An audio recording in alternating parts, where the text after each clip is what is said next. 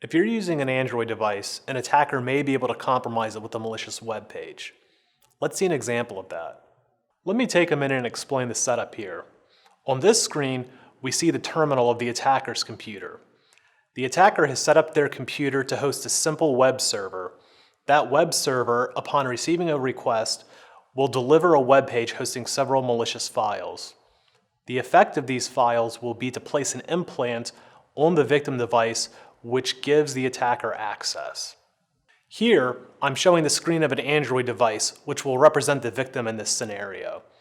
For purposes of this example, we'll say that through some means, the victim was tricked into accessing a malicious web page. From the victim's perspective, everything looks fine. The attacker has crafted the web page to look like a legitimate news site. In the attacker terminal, however, we see there's been a fair bit of activity. We see the original web request come in, and the attacker server responds with several files. Finally, the attacker ends up with their implant running on the victim device. Now I'm going to run a few commands and show that the attacker is able to view the files on the victim's device. What we see here is a list of the files that reside on the victim tablet. This is a bad situation for the victim. The attacker is already able to view the files on the device, and the attacker could also activate the webcam and microphone to spy on the victim. Naturally, device users may wonder how they can protect themselves against these types of attacks. On desktops or laptops, we would use antivirus. However, with smartphones and tablets, antivirus products don't work the same.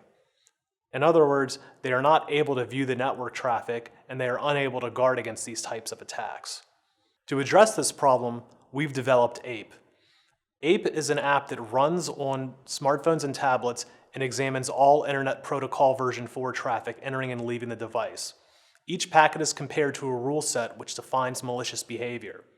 If a match is found, the packet is considered to be malicious and is blocked. Now let's see the same scenario, this time with APE running. Once again, the attacker is running their web server, which is hosting a malicious web page. The victim is tricked into accessing this malicious URL. However, this time, we see that the malicious web page is blocked, the user is presented with a warning, and nothing is happening in the attacker terminal. The reason for this is that APE recognizes the maliciousness. Now it's been about 10 or 20 seconds, and the attacker still hasn't seen the callback in their terminal. I've let this run for minutes, and the callback is never going to arrive.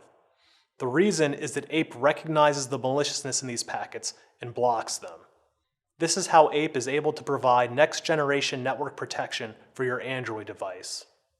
We've just seen how an attacker can compromise an Android device with a malicious web page and how APE can guard against these attacks. Thank you for your time.